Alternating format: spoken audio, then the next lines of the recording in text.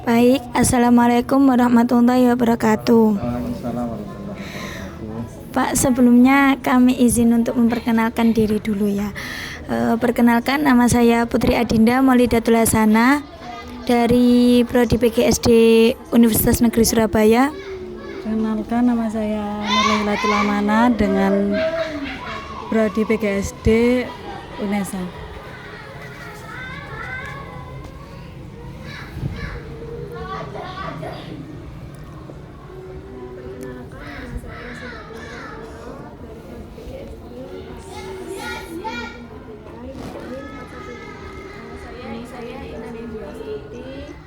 Dari Fakultas Ilmu Pendidikan Prodi PGSD UNESA. Kami di sini akan mewawancarai Bapak Kepala Sekolah dari SDN Duduk Lor, Gelagah Lamongan untuk wawancara terkait P5.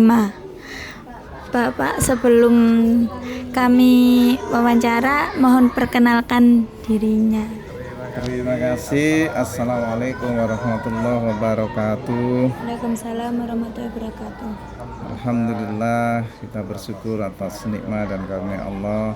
Salawat dan salam selalu dan tetap terlimpahkan pada Nabi besar Muhammad Sallallahu Alaihi Wasallam. Yang pertama, ucapan syukur dan terima kasih. Untuk perkenalan singkatnya, saya nama Rati Purwanto, asli Lamongan dan menjabat sebagai Kepala Sekolah SDN Duduk Lor mulai Maret 2023. Yang sebelumnya ada di SDN Soko dan sekarang bisa bersama-sama dengan mbak-mbak mahasiswa yang akan semangat untuk belajar. Sekian, terima kasih.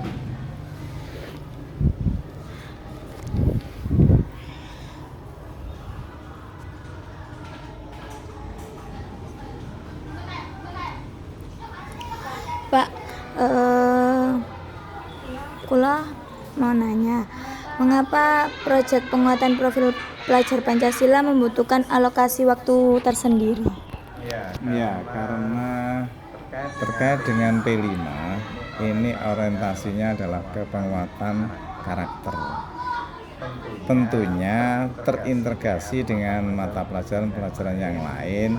Namun hal ini yang menjadi prioritas di kurikulum Merdeka dan sebelumnya, namun akan lebih dikuatkan dan lebih dikuatkan lagi dengan hasil yang tidak hanya berupa produk tapi bisa berupa karakter, bisa berupa sikap, bisa berupa hasil atau produk, konten dan sebagainya. Maka itu membutuhkan waktu tersendiri dan waktu yang cukup, tidak hanya sekedar seperti mata pelajaran, tapi tentunya perlu diperhatikan secara khusus. Termasuk di SDN Duduk Lor ini membangun kolaborasi dengan beberapa pihak, dinas-dinas terkait, termasuk dengan Dinas Pariwisata. Kita nanti akan belajar bersama di Masjid Agung Lamongan, di alun-alun Lamongan, mempelajari apa beberapa budaya yang ditinggalkan oleh nenek moyang kita sehingga mereka tidak meninggalkan budaya yang ada, termasuk bekerja sama dengan Polres Lamongan. Nanti di sana akan belajar apa sih itu tupoksinya polisi dan bagaimana anak-anak sejak dini mengenal termasuk kehidupan di masyarakat terkait dengan lalu lintas dan lain sebagainya. Selanjutnya itu termasuk nanti SDN Duduk Lor akan kolaborasi dengan kejaksaan. Apa dan bagaimana kejaksaan itu supaya betul-betul dalam kehidupan mereka nanti akan siap hidup pada zamannya. Karena zaman saya dengan zamannya jenengan itu berbeda. Begitu pula zamannya anak-anak nanti akan berbeda. Itu yang kita siapkan adalah bagaimana anak-anak itu bisa hidup pada zamannya. Baik Pak, terima kasih.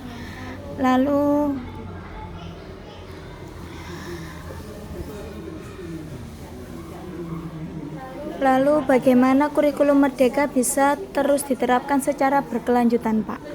Nah, alhamdulillah ini ini mulai dari dikembangkan kurikulum Merdeka, sekolah diberikan kesempatan untuk memilih kurikulum dengan tingkat satuan pendidikan itu bisa belajar mandiri. Setelah belajar mandiri, guru-guru tentunya didorong untuk belajar di platform Merdeka Mengajar. Di situ tahun berikutnya masuk ke belajar mandiri berubah, kurikulum mandiri berubah. Dan tahun ini masuk ke SDN Duduk Lor menerapkan mandiri berubah.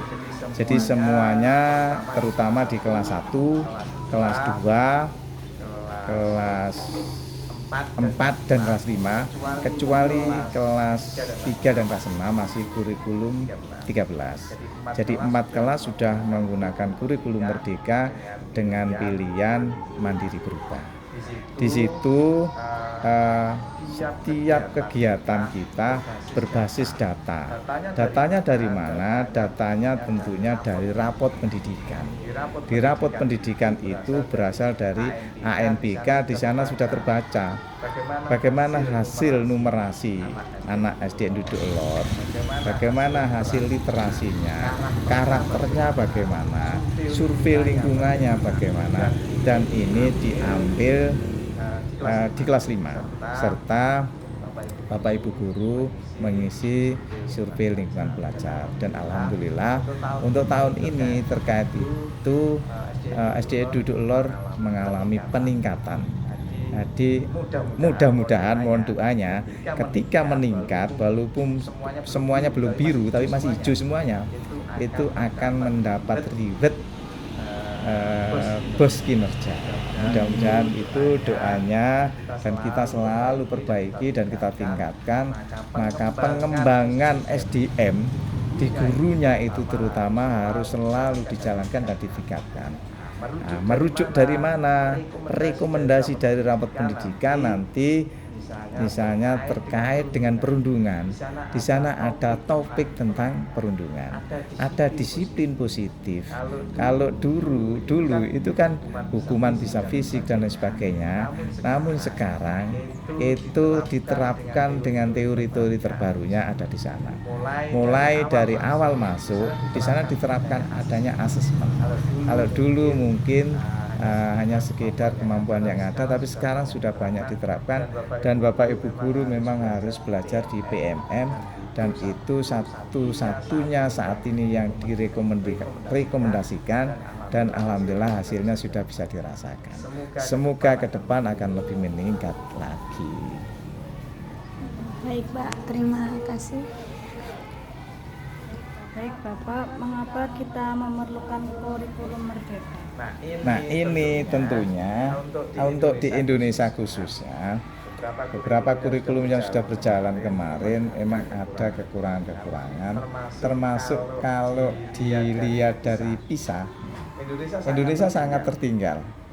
Termasuk yang kami rasakan di SDN Duduk Lor ini, tentu terkait dengan itu maka kita harus berikhtiar, harus berupaya bagaimana mengejar ketertinggalan itu. Salah satu opsi yang diambil oleh pemerintah saat ini adalah kurikulum Merdeka itu, dan dirasakan dalam setengah tahun ini sudah ada beberapa hasil yang nampak. Maka itulah alasannya mengapa diperlukan kurikulum Merdeka. Guru termasuk diberikan kebebasan, tidak seperti dulu harus top down, harus mengikuti yang di atas. Tapi sekarang guru diberikan kesempatan untuk berkreasi, berinovasi, sehingga betul-betul sesuai dengan kebutuhan. Berbeda mungkin anak-anak yang ada di Duduk Lor sama anak-anak yang di Nusa Tenggara Timur misalnya, di Irian Jaya misalnya. Nah kalau dulu disamaratakan dengan hasil ujian nasional, tapi sekarang tidak. Kita menyesuaikan bagaimana budaya yang ada di sini, termasuk lingkungan yang ada di sini, dan mudah-mudahan ini akan menjawab semua permasalahan yang ada, termasuk ketertinggalan yang tadi saya sampaikan di awal. Bagaimana bentuk struktur kurikulum dengan penerapan kurikulum Merdeka? Strukturnya cukup simpel, ramping, tapi sangat fleksibel dan mudah diterapkan. Itu tentunya patut disyukuri bagi kita semuanya. Untuk lebih detailnya nanti panjenengan bisa update, bisa oprek-oprek ya kalau bahasa saya ini, buka-buka aja. Tapi intinya memang kurikulum ini betul-betul fleksibel, bisa menyesuaikan dengan kondisi yang ada di sekolah masing-masing.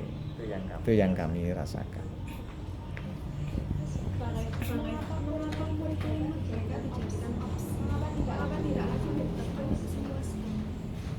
Nah, ini itu tentu pilihan. Jadi Lamongan termasuk kemarin itu mendorong agar semua sekolah dan semua kelas menerapkan itu. Tapi tidak mungkin karena ini tetap butuh tahapan. Jadi digulirkan pertama, tadi opsinya adalah kurikulum merdeka dengan mandiri belajar. Gurunya belajar, tapi belum diterapkan. Baru menyesuaikan hal-hal yang perlu diperbaiki, perlu diterapkan dari kurikulum sebelumnya. Dan tahun kedua baru ke mandiri berubah, dan itulah yang tentunya belum bisa disamaratakan karena menyesuaikan dengan kondisi yang ada.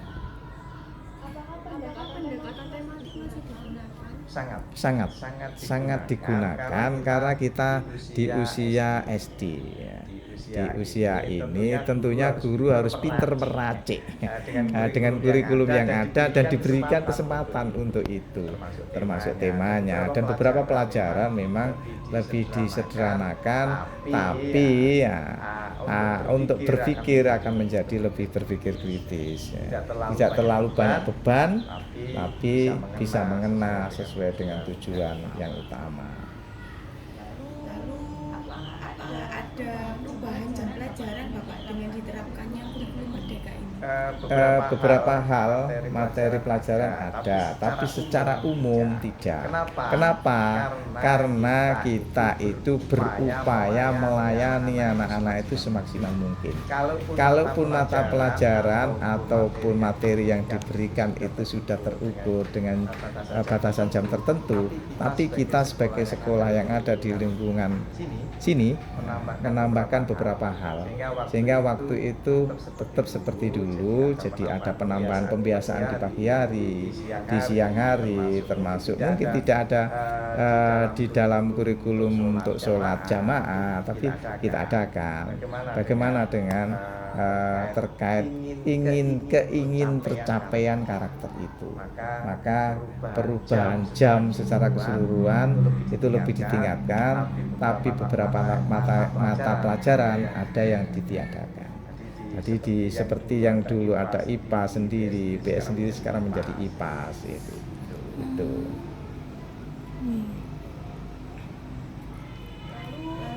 Apa yang orang tua siapkan ketika satuan pendidikan anak mereka diterapkannya kurikulum merdeka?